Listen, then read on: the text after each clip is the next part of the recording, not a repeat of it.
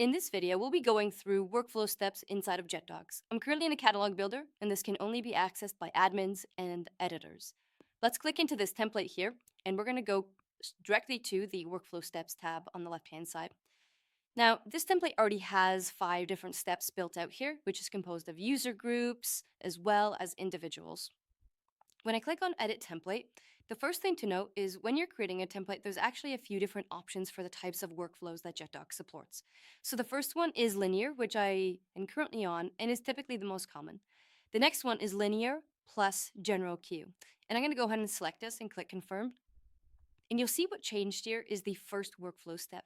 This means that on submission, before going to and getting assigned to an individual or a user group, it gets put into a queue where someone can actually assign this to themselves. And so, for example, if I added in Joey here and added in Malcolm, you can see here that these two users would be part of the queue if I went ahead and actually saved this. This means that on ticket submit, inside the ticket hub, it would say to be assigned, and Joey or Malcolm would be able to self-assign this ticket to themselves. Now let's go back to a linear flow. Compare this with it getting sent on the first workflow step to a user group, or we could have this go to an individual user as well. Now the third option is you have the ability to make it parallel. And so I'm going to go ahead and click confirm. And what that means is instead of it being a linear chronological approval flow, this actually gets shotgunned out to every single one of these workflow steps at the exact same time.